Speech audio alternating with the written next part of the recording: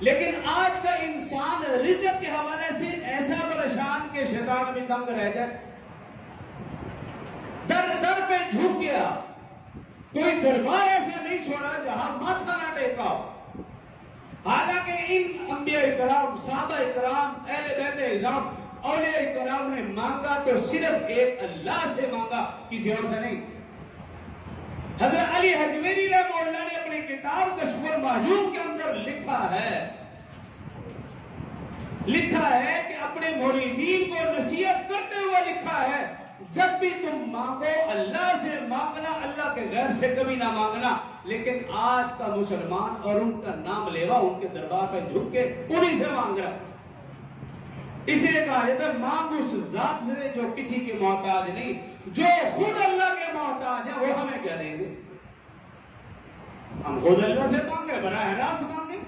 ہاں وَابْتَغُوا إِلَيْهِ الْوَسِيلَةَ، یہ قرآن پاک کی آیت ہے۔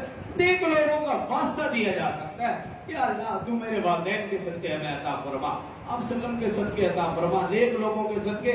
یہ تو کہنا ٹھیک ہے، لیکن یہ کہنا داتا منڈا دے، داتا کڑی دے، رزق دے، مجھے کاروبار دے، یہ جو ہمارے ماحول معاشرے میں ہو رہا ہے، اور 2 دن بعد آپ دیکھیں گے پھر کیا کچھ لوگ کر رہے ہیں۔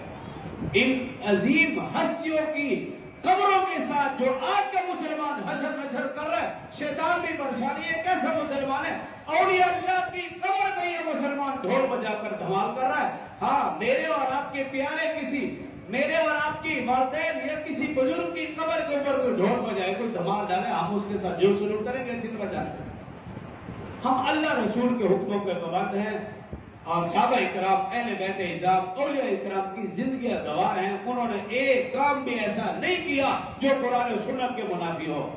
حضرت علی حجویری کی کتاب میرے پاس پڑھی ہوئی ہے، جس شخص نے پڑھنا ہو میں اس کو دینے کے لیے تیار ہوں، وہ پڑھ لے۔ جو کچھ ہو رہا ہے ایسا کچھ بھی اس کتاب میں درج نہیں ہے، بلکہ ان ساری چیزوں کی منافی ہے۔ لیکن ایسا وہ شخص کرتا ہے جس کو اللہ کی ذات پر کامل یقین اور بھروسہ نہ ہو۔ جس کو اللہ کی ذات پر کامل یقین اور بھروسہ ہے، وہ صرف اللہ کے در کے سامنے جھکے گا، وہ در در پہ نہیں جھکے گا۔